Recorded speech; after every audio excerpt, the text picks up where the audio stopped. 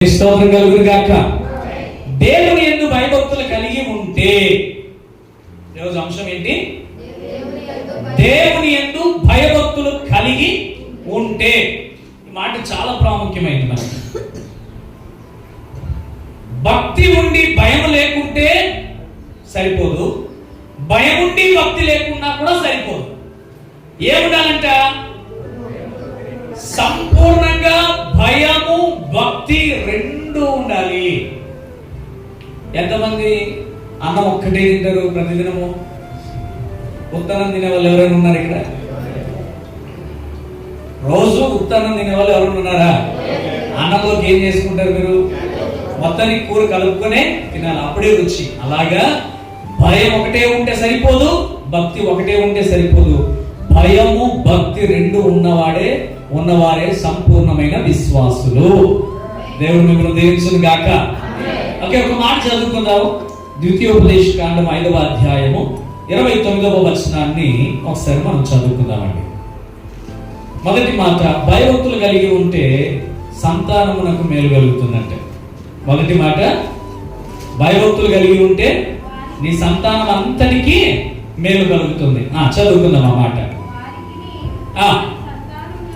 వారికి వారి సంతానమునకును నిత్యమును క్షేమము కలుగునట్లు వారు నా యందు భయభక్తులు కలిగి నా ఆజ్ఞలన్నిటిని అనుసరించి మనస్సు గనుక వారికి ఉండినట్లయితే మేలు.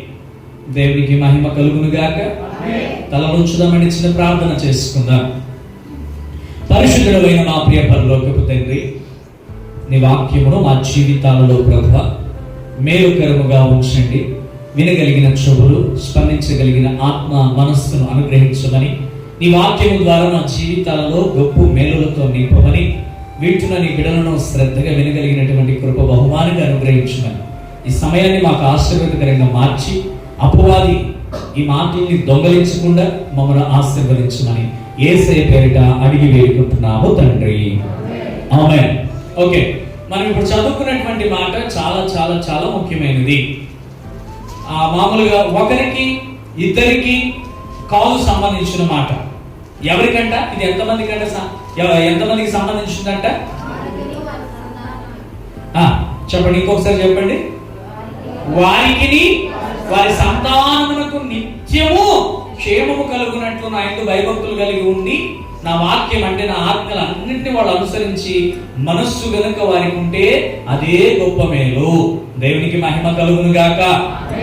మనము కేవలము మన జీవితంలో క్రైస్తవులు అనేటువంటి బోర్డు వేసుకోవటం ముఖ్యం కాదు. అర్థమవుతుందా? నేను దేవుని నమ్మిన బిడ్డ అనే ఆ బోర్డు ఒకటి వేసుకొని తిరిగితే సరిపోదు. మనకి నీకు నీ సంతానానికి మేలు కలిగే విధంగా కార్యం చేయాలని దేవుడైతే ఆశ కలిగి ఉన్నాడు. కానీ ఇక్కడ దేవుడు ఒక మాట అంటే ఒక విషయంలో బాధపడతా ఉన్నాడు.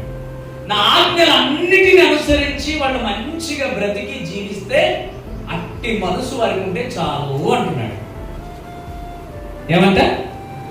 వాక్యము విని గ్రహించి దాని ప్రకారంగా నడుచుకునే మనస్సు వారికి ఉంటే మేలు అని. అంటే దాని అర్థం ఏంటి? మనం ఎక్కడో తప్పిపోతా ఉన్నాం. వాక్యము అనేటువంటి నీడలో నివసించలేని పరిస్థితి. నేను నిన్న మామూలుగా ఒక షార్ట్ వీడియోని చూశాను. నేను చాలా మంది ఒకవేళ మందిరానికి సమయానికి రావాలంటే కష్టం, ఒక ఫంక్షన్కి వెళ్ళాలంటే గంటల ముందు ఉంటారంట. అయ్యగారు వాక్యం ఒక 5 నిమిషాల ముందు, ఒక 5 నిమిషాలు ఆలస్యం చేసి చెప్తే కొంచెం బాధ, కష్టం అనిపిస్తుంది అంట. అదే కాకమ్మ గువ్వ కథలు గంటలు మాట్లాడుకోవటం ఇష్టమంట. తమకి ఇష్టమైనటువంటి సినిమా హీరోలు సినిమాలు చూడటం బాగా ఇష్టమంట. వాళ్ళకి ఇష్టమైన సీరియల్స్ గంటలు చూడటం ఇష్టమంట. కానీ 5 నిమిషాల వాక్యం లేట్ అయితే ఏమవుతుందంట? బా ఇంకా ఎంతసేపు ఈ పాస్టర్ గారు అని అంటారంట. కానీ వాక్యము ఇంకొద్దిగా వింటే బాగుండు అని మనస్సు ఉంటే మేలు అని వాక్యం చెబుతా ఉంది. ఎందుకు ఈ మాట చెప్తా ఉన్నాను తెలుసా? ఎప్పుడు నీ వాక్యము ఇంకా ఎక్కువ వినాలనే మనస్సు నీలో కలుగుతుందో దేవుడు నీ సంతానం అంతటిని కూడా ఆశీర్వదించడానికి నేను ఇంకా ముందుకు రావాలి, ఇంకా ముందుకు వెళ్ళాలని దేవుడు అనుకుంటున్నాడు. హల్లెలూయా. అక్కడ ఇంకొక మాటను కనుక మనం గమనించినట్లయితే, నిత్యము క్షేమము కలుగునట్లు, ఒక రోజు కాదు, ఒక సంవత్సరం కాదు, 2 నెలలు కాదు, 2 సంవత్సరాలు కాదు, 10 సంవత్సరాలు కాదంట. ఎలాగంట? నిత్యము క్షేమాన్ని ఇచ్చేటువంటి దేవుడై ఉన్నాడు. మనము ఎలా ఉండాలి? ఇక్కడ చూడండి, వాళ్ళు ఎలా ఉండాలంట? నా యందు భయభక్తులు కలిగి నా ఆజ్ఞలన్నిటినీ అనుసరించేటువంటి ఆ మనస్సు ఉంటే చాలు. కష్టంగా ఏమైనా ఉంటుందా దేవుని వాక్యానుసారంగా జీవించటం అనేటువంటి దాంట్లో ఎక్కడైనా ఉంటుందండి? ఇప్పుడు ఎవరైనా కొట్టండి అంటే అది కష్టమా? ఎవరన్నా కొట్టండి అంటే కష్టమా, ఈజీనా?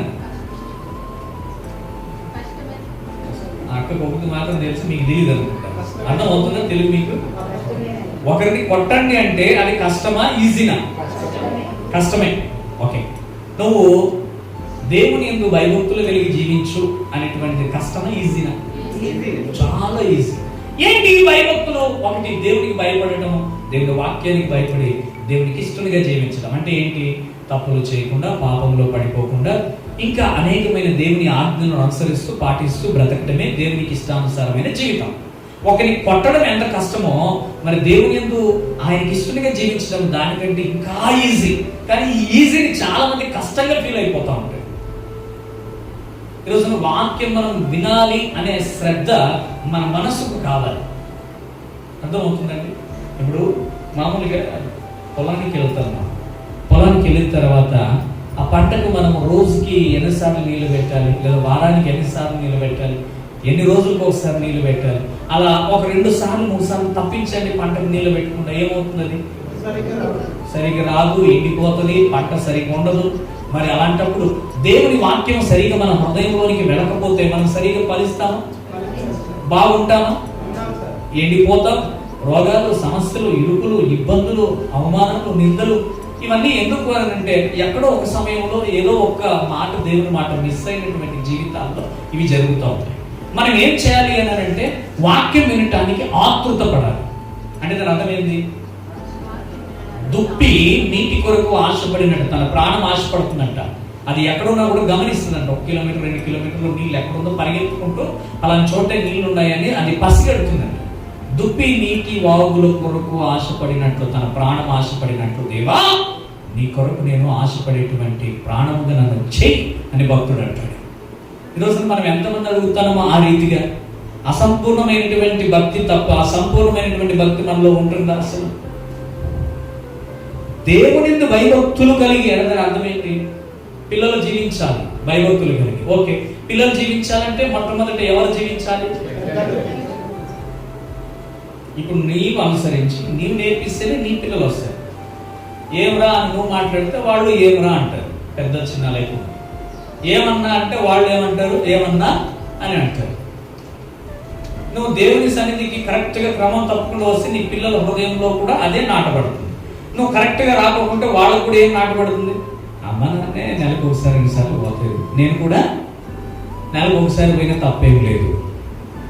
ఇక భయభక్తులు కలిగి వస్తుందా జీవితం? అది వస్తుంది. వారికి క్షేమం ఉందా? వారికి ఆరోగ్యం ఉందా? వారికి ఆయువు ఉంటుందా? ఎక్కడి నుంచి? మొక్కకు నీళ్లు పోయకపోతే ఎండిపోతుంది. నీలోనికి వాక్యం పోయకపోతే ఎండిపోతావు, నువ్వు ఫలించావు. ఇక్కడ చాలా క్లియర్ గా రాయబడిన మాట, నా యందు భయభక్తులు, చదవండి, నా యందు భయభక్తులు కలిగిన ఆజ్ఞలన్నిటినీ అనుసరించి మనస్సు వాడుకుంటే అదే చాలు, అంతకంటే నాకు ఏమీ కూడా అవసరం లేదు. వాక్యం నీలో లేకపోతే మొట్టమొదటి ఎవరు తెలుసా? గర్జించు సింహం వలె వస్తారు. ఎవరు తెలుసా? అపవాది. ఎందుకంటే వాక్యం నీలో లేదు. వాడిని ఎదిరించాలంటే నీకు వాక్యం అనే ఖడ్గం కావాలి. వాక్యం అనే ఖడ్గం కావాలి. ఖడ్గం నీ దగ్గర ఉంటే నువ్వు యుద్ధం చేయొచ్చు. ఖడ్గం నీ దగ్గర లేకపోతే ఏమవుతుంది? ప్రాణం పోతుంది. ఈరోజు మన జీవితాలు అంతే. వాక్యం అనేటువంటిది సరైనటువంటి రీతిలో, సరైన సమయాల్లో, సరైన స్థలాల్లో ఉపయోగించకపోవటం వలన ఆత్మీయంగా సచ్చి బ్రతుకుతూ పడుతూ లేస్తా ఉన్నాం. అది ఎంత ప్రమాదకరమైందో నీకు ఇప్పుడు అర్థం కాదు. ఒక సమయం వస్తుంది, శరీరము క్షీణించి శరీరము బలహీనమైపోయిన తర్వాత నీ శరీరానికి సత్తునిచ్చేది కేవలం నీ ఆత్మ మాత్రమే. నీ శరీరం బలహీనమైపోయిందంటే నిన్ను నిలబెట్టేది ఆత్మ, శరీరము కాదు. ఇది ఇప్పుడు అర్థం కాదు, ఎందుకంటే బలం ఉంది కానీ ఇప్పుడు అర్థం కాదు. నీ శరీరాన్ని నిలబెట్టగలిగినదంటే దేవుడిచ్చిన ఆత్మ మాత్రమే నిలబెడుతుంది. అది ఎవరు? కేవలము దేవుని యందు